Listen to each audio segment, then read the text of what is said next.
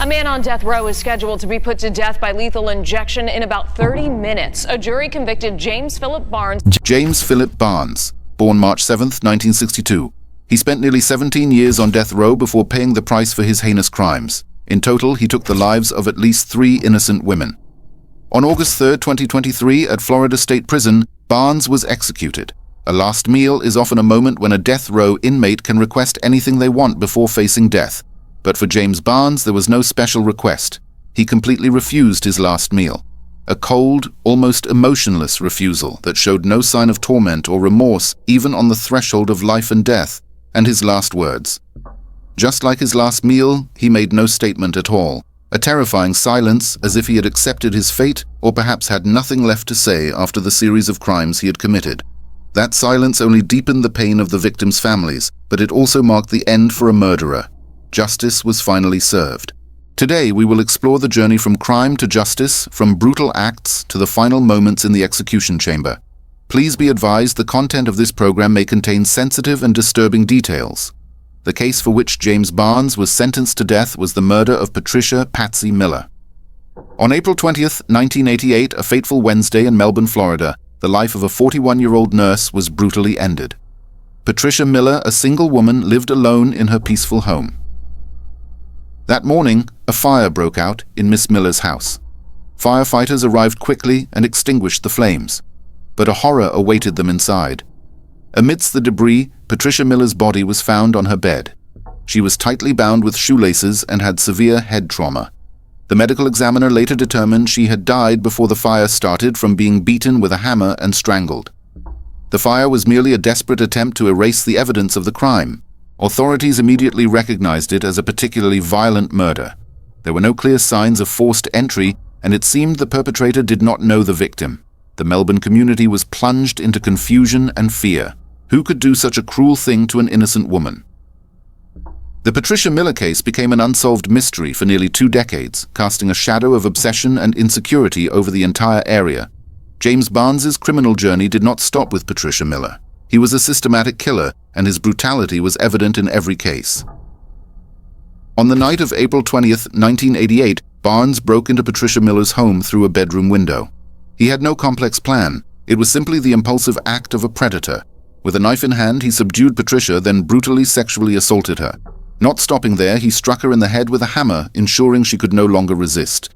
To be certain Patricia was dead and to hide his crime, Barnes bound her with shoelaces and set the bed on fire, hoping the flames would erase all traces. A cold-blooded act without a shred of conscience. Nearly a decade later, on December 11, 1997, Barnes struck again, this time killing his estranged wife, 44-year-old Linda Barnes, at her home in West Melbourne. Despite a restraining order against him, Barnes defied it. He strangled Linda to death. After killing his wife, an act of cruelty and possession, Barnes did not flee immediately. He stuffed her body into a closet and remained in the house, a terrifying coldness showing he was completely unaffected by his actions. The next day, police arrested Barnes at the home and charged him with Linda's murder. More chillingly, Barnes also confessed to 2 other murders, though he was not formally charged for them. In 2010, while being interviewed by filmmaker Werner Herzog for the series On Death Row, Barnes sent a letter to Herzog 6 weeks after the interview confessing to the murders of Chester Wetmore and Brenda Fletcher. He said he wanted to resolve the unsolved crimes he had committed before he died. Regarding Chester Wetmore, a homeless man addicted to meth, Barnes claimed he met Wetmore in 1988. After Wetmore stole items from his car, Barnes killed him with a shotgun and buried the body with 2 accomplices. As for Brenda Fletcher, a prostitute addicted to crack cocaine, Barnes accused her of stealing his wallet in 1991. When Fletcher denied it, Barnes killed her. Fletcher's body was found in a drainage ditch in Brevard County in April 1991. To better understand James Phillip Barnes, we need to look at his past. James was born on March 7, 1962, one of 5 siblings, and had a twin sister named Janice. Where Barnes was born is not clearly specified, but he called Maryland his home. The Barnes family was not immune to tragedy. His younger brother Michael committed suicide. Although there is little public information about Barnes's childhood, the fact that a sibling chose to end his own life could be a sign of deep-seated problems within the family environment. Barnes's father, though he did not participate in the filming, sent a message through Werner Herzog. 1, I love him. 2, I hate the crimes he committed. This reveals a complex and perhaps painful family relationship. Before his death sentence, Barnes had a long history of violent behavior. He was sentenced to life in prison without parole in 1998 for the murder of his wife, Linda Barnes. This murder occurred despite a court-issued restraining order showing his disregard for the law and his tendency towards control and violence against those close to him. The fact that he randomly broke into Patricia Miller's home, did not know the victim, and committed the murder so brutally, then set the body on fire to destroy evidence, reveals a thuggish, cold, and remorseless mentality. These acts were not impulsive, but signs of a predator with the potential to endanger society. Patricia Patsy Miller was a 41-year-old nurse who lived a simple life dedicated to her work. She was a single woman, perhaps nurturing her own dreams and plans for the future. Her life was cruelly taken not just by the crime Barnes committed, but by the shock and meaninglessness of her death. She did not know her killer, and her death became a symbol of injustice and ultimate fear.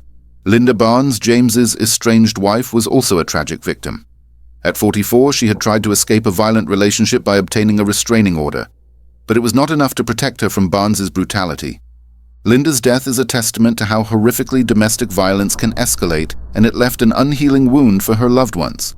Though he was not formally charged, the deaths of Chester Wetmore and Brenda Fletcher were also heartbreaking tragedies. Wetmore, a homeless addict, and Fletcher, a prostitute, were also human beings with lives, however imperfect, and no one deserved to die at the hands of a murderer. They too had families, friends, and people who cared, and their deaths left voids that can never be filled. For the victims' families, every day is a battle with pain loss, and the question, why? James Barnes's sister, Beth Catron, later said of her brother's impending execution, "Our family is glad that the nightmare will soon be over, and maybe we will be able to get a good night's sleep." This statement shows the haunting not only for the victims' families, but also for the criminal's own family. This pain is permanent, but the execution of justice at least brings some measure of peace, closing a painful chapter in their lives. The Patricia Miller case went cold for many years, but justice always has its own path. In 1988, forensic technology was limited. The Patricia Miller case reached a dead end. However, in 1997, while Barnes was under investigation for the murder of his wife, Linda Barnes, DNA evidence from the Patricia Miller crime scene was retested. The result was shocking. The DNA evidence matched James Barnes. He was questioned in the case, but at the time he refused to cooperate with Brevard County authorities. No charges were immediately filed. The most crucial turning point came in 2005. James Barnes, who had converted to Islam and was fasting for Ramadan, unexpectedly sent a letter to an assistant state attorney confessing to the murder of Patricia Miller. In the letter, Barnes said he wanted to clear his conscience, and the reason he killed her was so that there would be no witness or complaint against me. This confession, though, late provided the key lead for authorities to finally close the case. Although Barnes was already arrested and sentenced to life for his wife's murder, the confession to the Miller case opened a new investigation. A Brevard County grand jury issued an indictment based on the DNA evidence and Barnes's confession. Barnes's reaction when confronted with this irrefutable evidence was to accept responsibility. He waived his right to a jury trial and represented himself.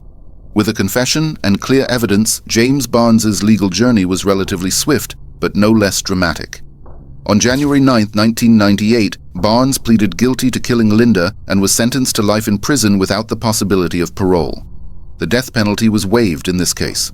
However, the situation was different with the murder of Patricia Miller.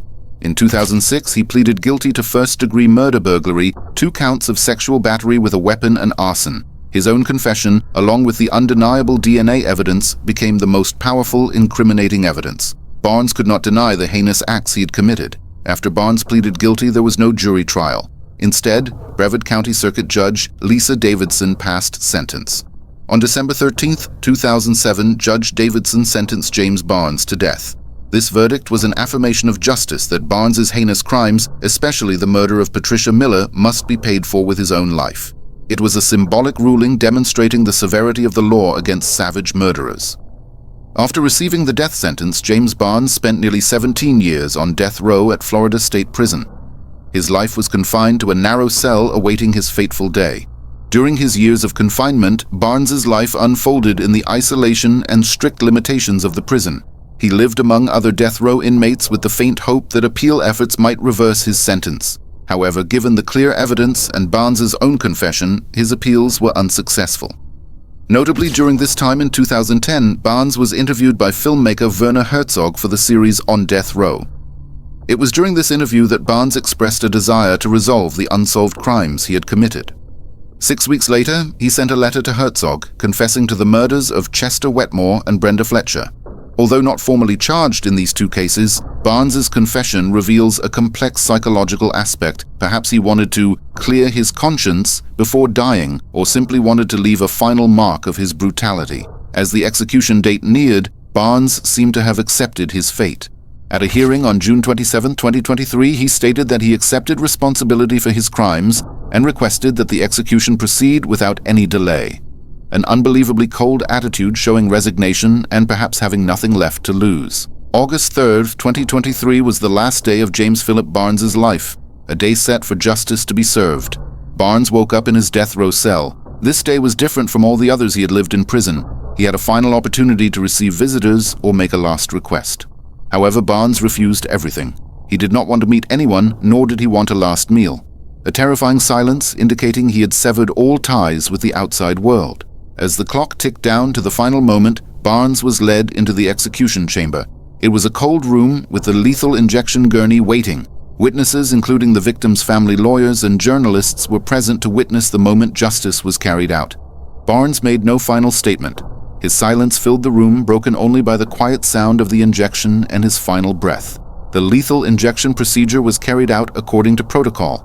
The drugs were administered into Barnes's veins, and his body gradually fell into a state of unconsciousness. That moment marked the end of a sinful life and also a release from the pain he had caused. At 6:13 p.m. on August 3, 2023, James Phillip Barnes was pronounced dead. A dark chapter of crime had closed. The death of Barnes was the final affirmation that justice had been served for Patricia Miller and his other victims. For the Miller family, this was a day they had awaited for decades. Although the pain of loss will never fade, they could at least find some peace knowing the perpetrator had paid the price. The case of James Phillip Barnes is a reminder of human cruelty, but also a testament to the persistence of the legal system. Justice may be delayed, but it always finds its way. That is the promise of a civilized society, that no crime, no matter how brutal, can go unpunished forever, and that no matter how hard criminals try to hide or deny their actions, the truth will be exposed and justice will be served.